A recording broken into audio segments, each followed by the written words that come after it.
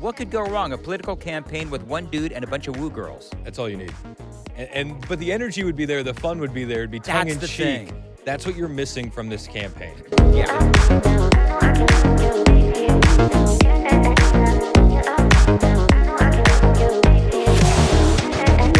Welcome into another edition of Mostly Peaceful with Dan and Chris. My name is Chris Hand. To my left is Dan Mandis. Episode something or other. I don't remember what number it is. You know, when they're all gems, it doesn't matter how many they are. Doesn't matter. That's exactly right. What are you focused on today, Dan? So I got to tell you that, and by the way, that intro was as stiff as Bill Haggerty and Matt Van Epps and their promotional video, which we're talking. It wasn't that bad. It was a little stiff, but hold on, we got to rewind a little bit. So, Aftyn Behn, who is running for the 7th Congressional District against Matt Van Epps. MAGA Matt. MAGA Matt, that's exactly right. So there's a piece of audio that drops, and we're going to play it. It's Aftyn Behn, and she's talking about how much she absolutely hates Nashville. Listen to this. I've been heavily involved with the Nashville mayoral race because I hate the city. I hate the bachelorettes. I hate the pedal taverns. I hate country music. I hate all of the things that make Nashville, apparently, an it city to the rest of the country, but I hate it. Yeah, I'm that girl at the airport that all these bachelorettes are giddy walking out in their two-toned colored Pantone pink shirts, and they walk out and they're like, oh my God, Nashville is so bad. They're so loud. So she hates pedal taverns, she hates Broadway, country music, she hates bachelorette parties. She hates everything about Nashville. A lot of the things that make Nashville great, but you know, I'm thinking about, because this is part of the 7th Congressional District. Yep. Like if you're standing in front of Tootsie's or All Red, you are in the 7th, which is what she is going to be representing, and she hates it. So how do you trust a big part of Nashville and the jobs, the local economy, Broadway, the station's identity, with someone who not only doesn't appreciate what it brings, but also, if she hates it, then what is she going to do to it? You know what I mean? Yeah, I mean, it's kind of on brand for Democrats, though, to hate everything about the people that conservatism, that live. Hate country music, because they believe that country music is more conservative skewing. Okay, whatever. Well, Beyonce, she won the best country album. That's a bullshit. You really want to get me going on that? Beyonce, I know how to music? trigger Mandis. It was the greatest country album of all time. Oh, sure. Absolutely. Prove me wrong. So, Aftyn Behn throws down, she not throws down. This was, I don't know where it came from. I don't either. Greg Price dropped it on Twitter. Yeah. But it just seemed like it was like an off topic on a podcast or something like that. That's what it sounded like. I don't really know what it was, but it's clear what she said. I mean, you can't. I at first thought that this was a piece of audio recorded when she didn't know that it was rolling, or maybe a podcast, whatever it is. Or I was texting Matt Murphy, a guy who does afternoons on our station, and he was like, "I just need to find the source. Is this AI?" That's what I said. Yeah, it's like, I said, "Is this AI?" Because I mean, it could be. Yeah, AI's come a long way. You can't discount that being an actual possibility. But no, it was real. Has anybody ever sent you a piece of audio of you saying something abhorrent? Only stuff that I've said on my show. People, somebody took my voice and had me saying something terrible. What were you saying? Nothing I want to say on mic. Well, but we have to get to the bottom of this. I may have said in my AI voice something about hoping Nancy Pelosi just drinks herself to death. Oh. But see, somebody did it with AI. Totally out of character. Not really. But anyway, so Aftyn Behn comes out with this audio. Was it AI? And so I went through all of that this morning. Yep. But then we're talking about Matt Van Epps, who I like Matt a lot. I like Matt. He came out, he got the endorsement of Donald Trump, Bill Haggerty, and Marsha Blackburn. Yep. And so they have this video, and let's just go ahead and roll the video, but they've got a video talking about the importance of going out and early voting, and it's Bill Haggerty, it is Matt Van Epps, and this is what they look and sound like. Hello, I'm United States Senator Bill Hagerty, and I'm here today with my great friend, Matt Van Epps. Matt's our congressional candidate for the 7th District here in Tennessee. We need Matt in the Congress. Matt has President Trump's complete and total endorsement. He has my complete and total endorsement. And I can tell you this, the Democrats may try to steal this election, but we need you to turn out to make certain that we have Matt Van Epps in the United States Congress. Sir, thank you so much. So honored by that. Early voting is going right now through November 26th. Election day is December 2nd. Please come out, join our team. For more information, my website's mattfortn.com, mattfortn.com. Please come out, join us. We need you in this fight. So very stiff. Very stiff. And it makes you wonder who is speaking into this campaign and doing video editing. Right. Because of it's very limited how many hands you can shake and people you can meet face to face. Like that's just the reality of it. You're going to meet a lot more people online. Mm-hmm. And if their first impression of you is a stiff video that feels like you should be holding up a newspaper and asking your family for a ransom, Right. like is that the introduction that you want to make to people? So like I commented on it on Twitter, and I mean I didn't get any response. They're probably mad at me for doing it, but I was like, I like both of these guys, but like, where's the post-production? Where's the storyboarding? Where's the editing? Who is doing these videos?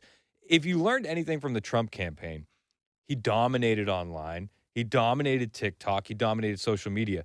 That's a blueprint. Yeah. And we live in Nashville. There are thousands of talented video editors in this city. There are influencers that you could have helping you with this kind of stuff. Like, where is that in this campaign? There's a legitimate chance that Aftyn Behn wins this election. Like, you understand that, right? Do you know? You don't I'm think not so? buying it. You don't buy it? No, I think it's going to be closer than, and flag the tape if I'm wrong. But I think that Matt Van Epps is going to win. They may make it a little more uncomfortable than we choose, that we want. I don't believe that she's going to win. But the videos are so low energy coming out of Matt. There's Yeah. no sense of urgency for conservatives, and there is energy for the Democrats. Well, you say that, but at the same time, Kamala Harris couldn't make time for whatever reason to appear on stage with Aftyn Behn. We had that big train wreck. I think today's Thursday. It was Wednesday, right? Wednesday. No, Tuesday. I Tuesday. covered it Wednesday. So, and so did you. So Tuesday, Kamala Harris comes into town and she's there for a book tour. And Aftyn Behn is in some park somewhere. And so Kamala Harris comes to the park, but Aftyn Behn had already left. And there was an intentional insurance that neither one were on stage together. Like they weren't on stage together. So Murphy was talking about this. He says that there's beef between Justin Jones and Aftyn Behn. And Justin Jones was at the Kamala Harris thing. And Justin Jones is like BFFs with Kamala Harris. Why is there beef between Jones and I don't know. Aftyn Behn? I don't know. I guess Aftyn Behn was trying to is the term grift? Yeah. So back when she was grifting on Justin Jones, kind of riding his coattails, if you Yep. will, and trying to be part of that cool, the Justin Tennessee, Jones, Justin the Tennessee Pearson. Three. Yeah, the Tennessee Three. She was trying to be the skinny Gloria. What's her last? Gloria Johnson. Jones. Gloria Johnson. Yeah. Johnson, yeah. So I don't know, but here's what I don't get. So you're telling me that a woman who wants to be member of Congress, I want you to think about this. A woman who wants to be member of Congress was afraid to encroach on an appearance where a rival politician was. So does she really have the courage to be a member of Congress? I mean, think about that. I mean, yeah, no, I get where you're coming from, but Yeah. it's like convince the voters. Even if that's true, the Democrats are still going to be energized to go out and vote. All right, so here's the thing. Well, first of all, we're looking for independence, right? Because Republicans are going to go vote for Matt Epps. Democrats are going to vote for Aftyn Behn. There's the mushy middle. And so that's going to be the question. Who will Aftyn Behn more impress? Will she be able to impress the people in the middle. Will Matt Van Epps be able to impress the people in the middle? I think the people in the middle, the mushy middle, I think they're going to look at Van Epps as a guy who is in the war.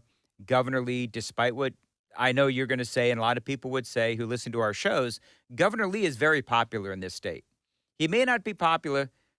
He may not be popular. Every poll has shown, and I know you don't want to believe polls, and that's fine. A lot of people don't want to believe polls. But if you look at the polling, he is very popular with the general Republican Party in this town. So I think that the Republicans are going to go out for Van Epps. Democrats are going to go out for Aftyn Behn. It's going to be that mushy middle that may ultimately decide who is in the 7th. Well, and I would say that a lot of independents might look at Van Epps' establishment, Right. which is Well, which is it's something that true. he has to overcome. Yeah. But then there's just not a lot of energy. There's not a lot of fun in the Van Epps campaign. Well, you're absolutely right. He should be down on Broadway right now on a pedal tavern saying, "Hey, it's Matt Van Epps. I love Nashville and I Yep. want to represent you." Exactly. You know, I mean, what could go wrong? A political campaign with one dude and a bunch of woo girls. That's all you need.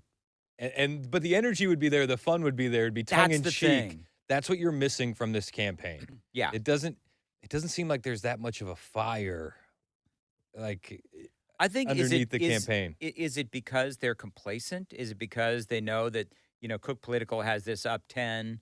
Do you think there's just a complacency like, let's just get to December 2nd?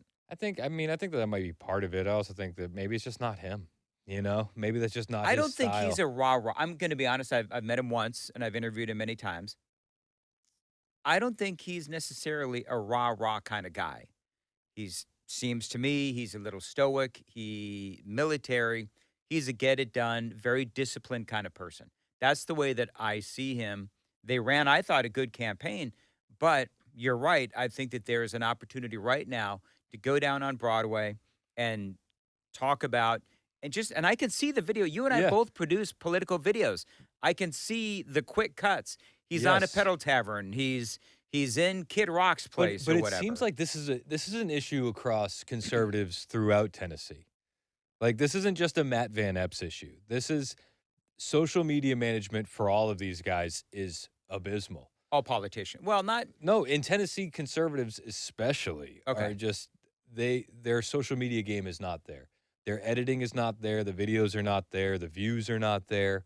Um, and I'm not saying just go out for clickbait and go out for the shock value, but like, yeah, if you're Matt Van Epps, you get your ass on a pedal tavern today, regardless of the rain, and you put out that video saying, Aftyn Behn hates this. And then you play the clip of her saying, I hate the pedal tavern. I hate country music. I hate blah, blah, blah. Mhm. And then you ride out, you put on a John Rich song because John would be like, yeah, absolutely, use it. And Yep. then there's your 30-second ad. Well, and here's the thing. All Republicans could learn from Donald Trump. Yes. Working in McDonald's, Yes. he's got the dump truck that Yep. came in. Remember how incredible that was? That was awesome. And then last week, did you see last week he had the McDonald's summit? He's at the McDonald's summit. And he's like, I stand before you as the first fry cook to ever become president. It's so good. No, but that's awesome. It's so good. But he's just really in touch with the humor, the memes, Yeah. the entertainment side of it. There is an angle that is missing from a lot of these campaigns, and that's part of it. And the Republicans could use a lesson, take a page from Donald Trump. Yep. And from his social media, because he's got some good people doing social media. It's at least every couple days where there is a great meme of Donald Trump, or it's Trump with the sombreros Yes. on Hakeem Jeffries Exactly. and Chuck Schumer. Man, that was funny. It was hilarious. And you know what makes it funny? Is that it's just this is not something politicians are supposed to do. Exactly. And that's what makes it so great. And then they cope and they seethe when it happens. Yep. And they call them all sorts of names and they bring more attention to it. Yeah. You should be riding that wave. I wish I had their phone number because I'd be like, what are you doing? Yeah. Let's go to a pedal tavern right now. So What are we waiting for? And again, it would take probably about 15, 20 minutes. It would take longer to edit it than it would to get down there and shoot it. Oh yeah. And again, you and I have both done this stuff. A lot of people watching have. You know how quickly you can film it and then edit it and get it up. I mean, Yep. it's very quick. It's easy. So I don't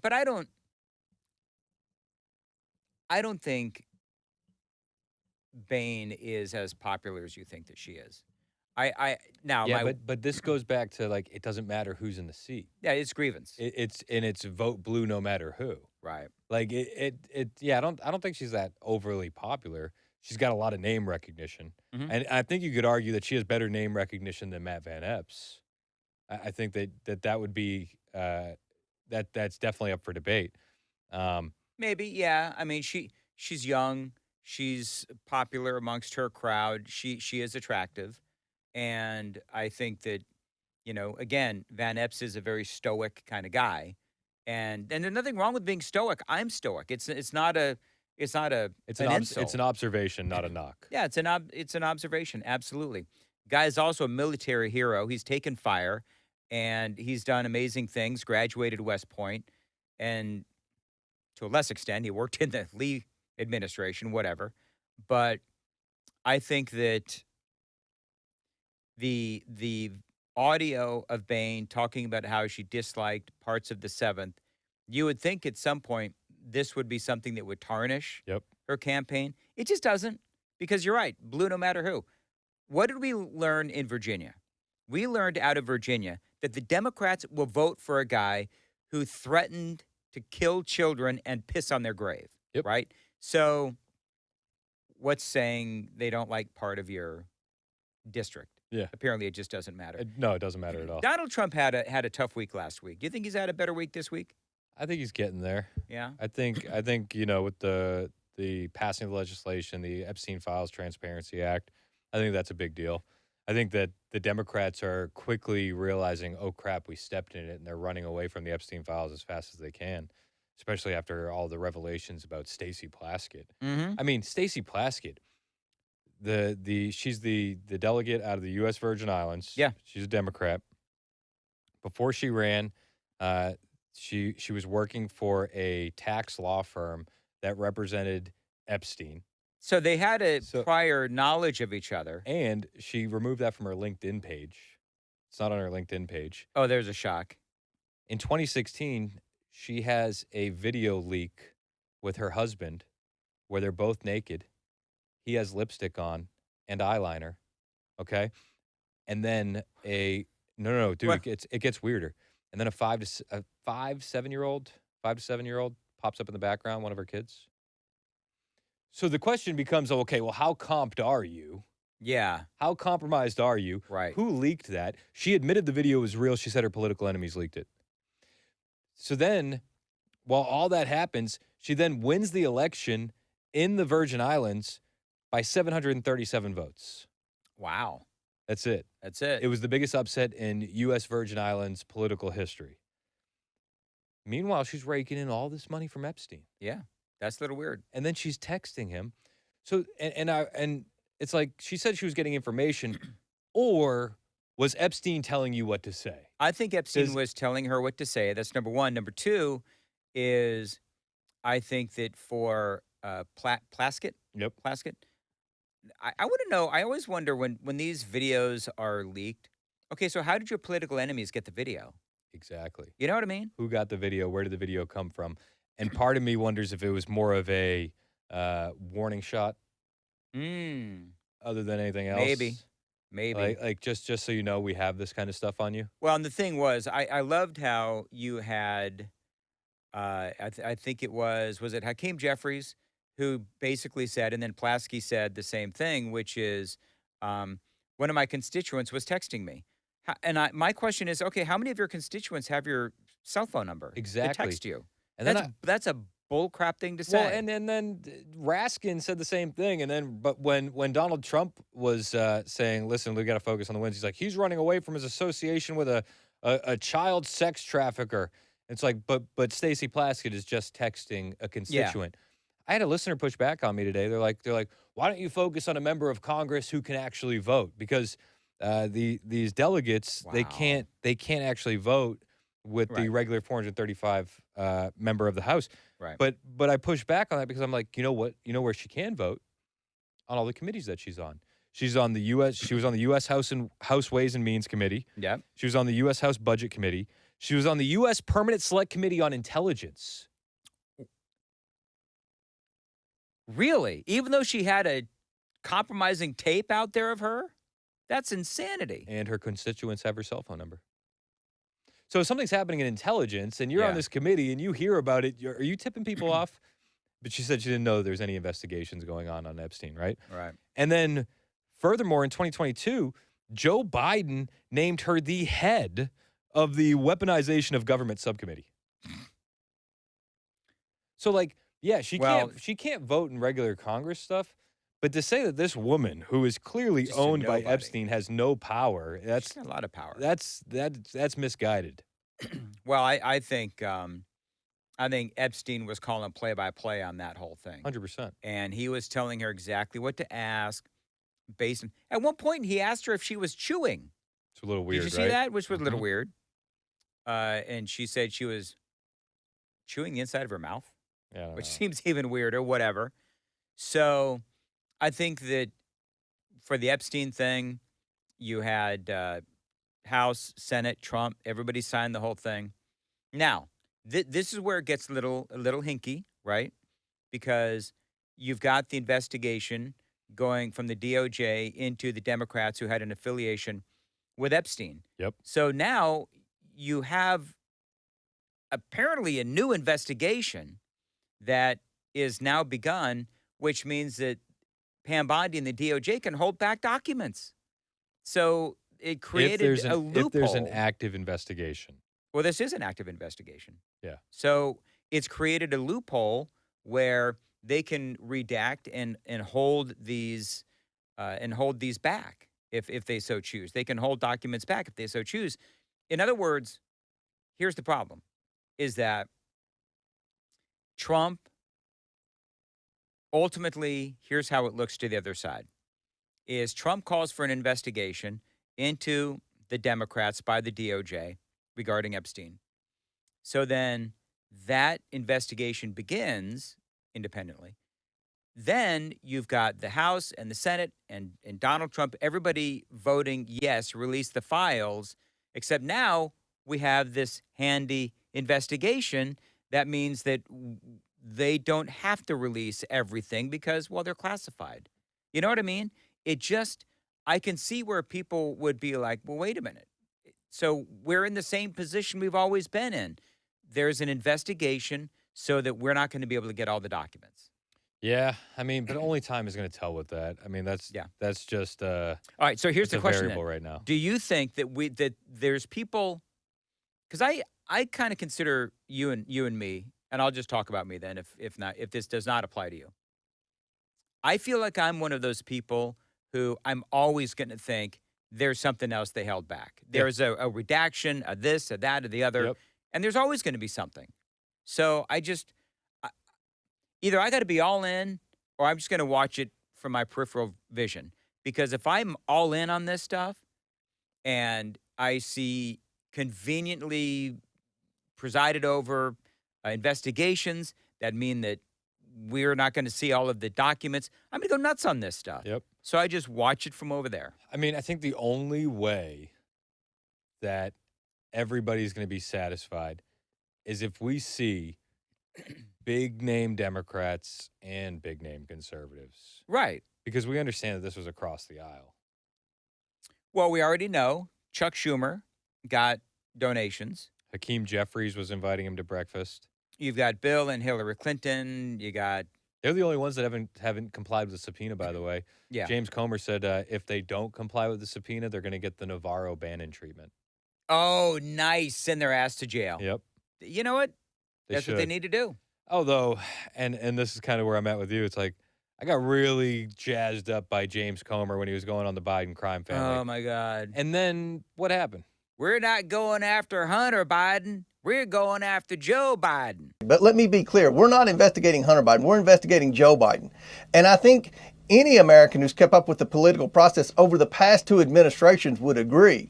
We need to know what is allowable and what isn't allowable with respect to foreign adversarial intervention among family members of presidents of the United States. Like a lot of smoke, a lot of words, nothing. I know. So, yeah. And that's why I think people look at all of these investigations as just, I know that there's a purpose to them. I do understand that. But ultimately, whatever happens, like whatever happens. And I think that this is part of this is like a big topic on my show today is like the black-pilled millennial and Gen Z voter. Yeah. The nothing ever happens people.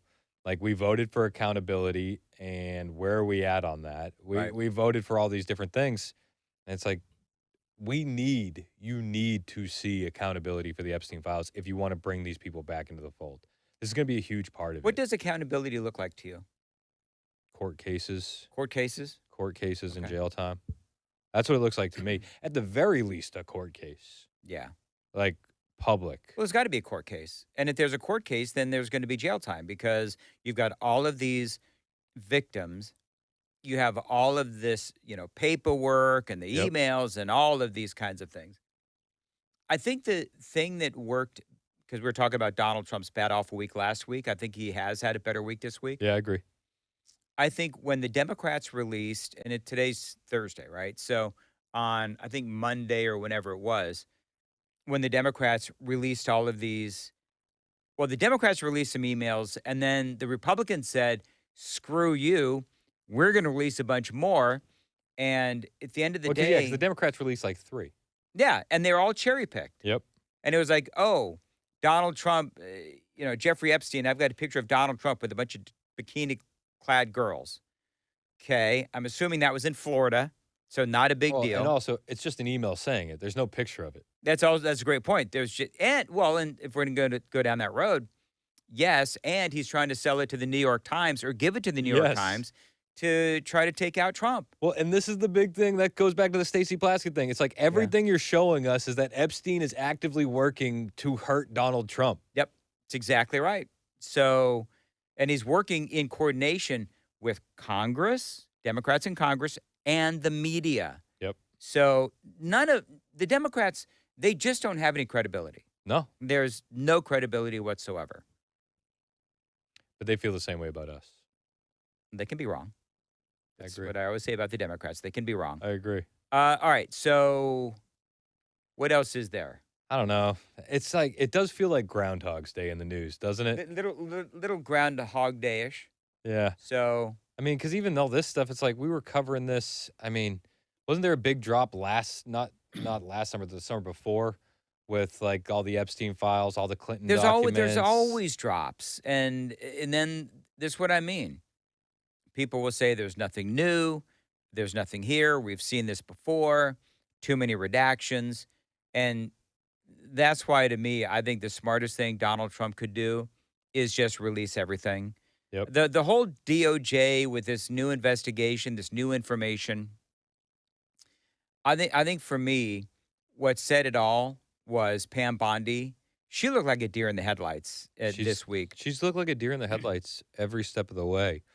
Who's was it? It was Matt and Cameron were on yesterday on the Matt Murphy show. Mhm.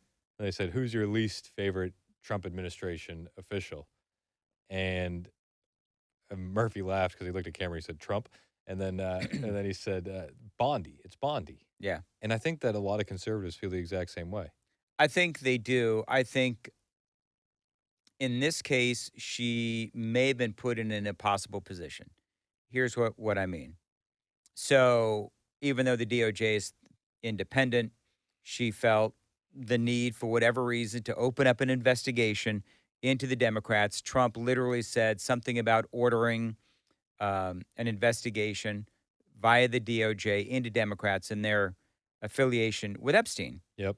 Clinton, so- Larry Summers, Yeah. Reid Hoffman, all these big name guys. all the big name donors. And so when he does that, and this is just, we mentioned this earlier, but when he does that, that's when he announces that he's going to sign it. All the Republicans sign on. The Senate, House, everybody signs on, goes to Trump, and he signs it knowing that if there's something that needs to, for whatever reason, be covered up, national security, going to embarrass some very important people.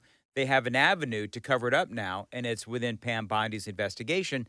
So ultimately, Pam Bondi is the one that could ultimately be left holding the political bag Yeah. because she is effectively she started this investigation. I get where you're at given the current information, but if things had been reversed and that was the first thing, so like in January of 2025, if Trump comes out and says, I need this investigation, the entire base would have been like, let's go. Yes. This is what we voted for. Yep. Instead, what we got was Pam Bondi bringing in a group of influencers who were Oh. meeting with a bunch of administration officials. Man, that was And bad. then she brought out a binder that said phase one, gave it to all these people. I had friends in the room.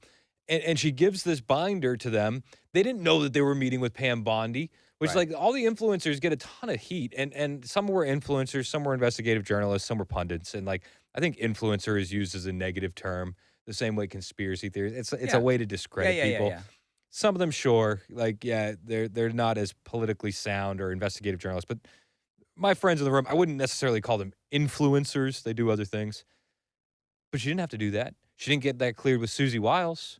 And then the other thing she did was she dropped at midnight over a long weekend. I think it was 4th of July, if I recall correctly. It was a long weekend. Mhm.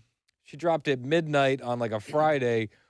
There is no Epstein list. There's no new Oh. information. There's And nothing. Jeffrey Epstein didn't kill so himself. like yeah, and so with the no, she said he did kill himself. There's no evidence that anybody did it. Yeah.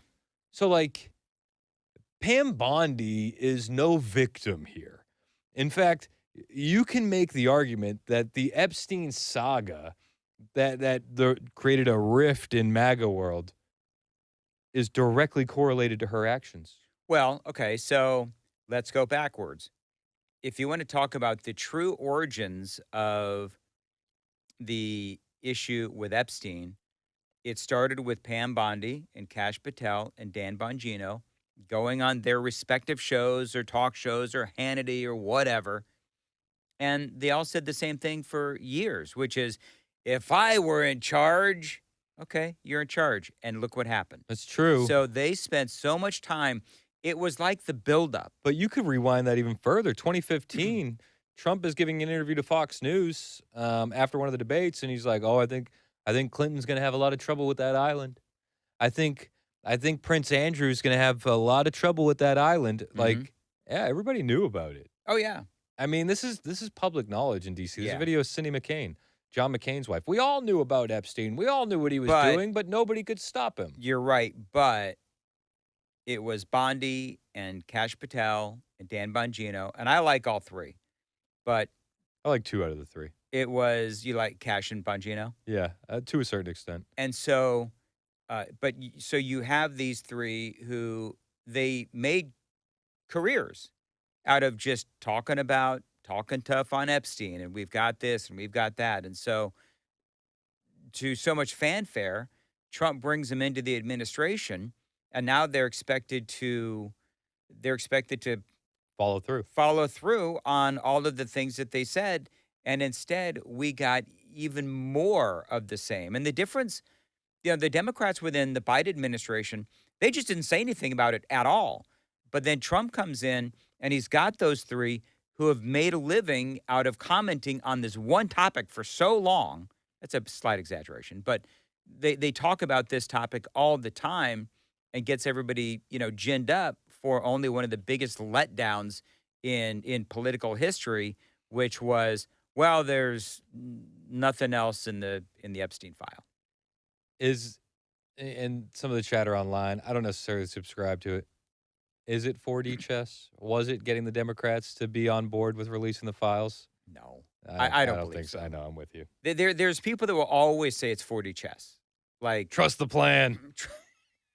Trust the plan. it's like, Trust Sessions. oh my God. Do you remember Trust Sessions? Do you remember that? I do. I'll tell you what I remember too is over the past, many years, but is Trump will say something so incredibly facepalmy that I get frustrated. And then people will say, "Oh, it's all part of the plan. It's 4D chess. You're not playing the 4D chess, man." It's just like, "Oh, sometimes Trump just says dumb shit." So sometimes he does. I love him. I've voted for him 6 times, But it's baked in the cake. but you got to take the good with the bad. Mm-hmm. And with Trump, there's a lot of good, and then there's some discipline that needs to be found. What does he do with the H-1B visas? Because he did the Saudi investment for him. He's like, we got to bring in talent. We got to bring in talent. Some of my base isn't going to like it. And I'm like, Well, you heard what he said, right? Just real quick, let's play this. Not, yeah, he talked about that, but he also said that if you have a problem with this, then you're dumb. Did you hear that? Yeah. Listen to this. And we're not going to be successful if we don't allow people that invest billions of dollars in plant and equipment to bring a lot of their people from their country to get that plant open, operating, and working. I'm sorry. So my poll numbers just went down, but with smart people, they've gone way up. They've gone way up. So he says his poll numbers are going down, except for the smart ones. In other words, intimating that you disagree with me and you're dumb. Yeah. Which I've got a problem with that as a guy who I'm not the smartest guy in the world, but I'm also not dumb. And I can figure out whether or not, we really need these H-1B visas or not. And Trump swears up and down that we need the H-1B visas. We don't have the talent. A number of things can be true. So we can have a need for, for example, the example that Trump has used in the past, South Korea. the battery plant. The battery plant. South Korea wants to bring in a whole bunch of folks, build the battery plant to their specs, and teach Americans how to build the batteries, upkeep the building, whatever. I actually understand that. And if you're asking South Korea to invest $400-500 million, whatever it is, and they want to bring in 400 of their own people to build this thing and then amscray back to South Korea, I do understand that. I don't believe, though, that there's not people in America that know how to do the same damn thing that the South Koreans do. Well, it's also discounting the fact that 80% of the H-1B visas are entry-level jobs. Entry-level jobs. So yeah. Okay, if it's the top 20% that we're going to keep, and it's with a mission of them coming in to train their replacement as opposed to the other way around, Yep. then I'm fine with it. And Right. I think that that's totally cool. But what we're staring down the barrel of with the AI revolution and how many jobs are going to be lost because of AI, we need to have a serious conversation in this country about immigration in general. Not just absolutely. illegal, but like the legal stuff. Like, how much is too much? And if we're going to lose thousands upon thousands of jobs for Americans, how many foreigners should we be importing? Not a lot. Not a lot. I think we need a serious overhaul.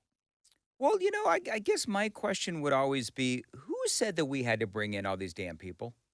Like, what is wrong with having some controlled immigration where it's like, no, we have enough, thank you. It goes back to the stupid poem that they added to the foot of the Statue of Liberty. Are we going to do this again?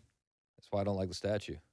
So, in case you've missed it, Chris Hand is the one person in America who hates the Statue of Liberty. Send it back to France. And it has a lot to do with the poem because they use that poem. Okay, I don't remember what the poem says. Send Do me you? your huddled masses, you're rich, you're poor. Send everybody because it's America. Why are we getting mostly poor? That's all we're getting. I was going to say, how do we That's all we're getting. We're getting people that come from countries where they poop in the street. send and me? we're saying that they're better and more educated than Americans. It's like, send me your huddled. It doesn't say, send me your huddled masses, your gang members, your drug boats. Send me your pedophiles. Your illiterate, your pedophiles, and your criminals. It doesn't say that. But that's what we're getting. That's what we're getting. That it is so frustrating. Although I don't take it out on the Statue of Liberty. I do. Okay. Melt it. It- Melt it and use it to pay off the debt. I believe it's copper. Is it copper? We could melt that down if we wanted Melt to. it. Melt it. Well, if you would like to comment on Chris's great idea, make your comments below, and like and subscribe. Yeah, help us juice the algorithm a little bit. Like, subscribe, even hit dislike if you truly believe in it. No. It helps them. It I helps have a tickle the very algo. fragile ego. I can't handle No, if you dislikes. truly dislike it, give us a thumbs down If you dislike Chris, you can go ahead and hit the dislike button. and let me know why in the comments. But then, like me. Can you dislike and like at the same time? No, Really? really. Okay. That does it for another edition of Mostly Peaceful with Dan and Chris. We appreciate you guys as always. God bless and have a great weekend.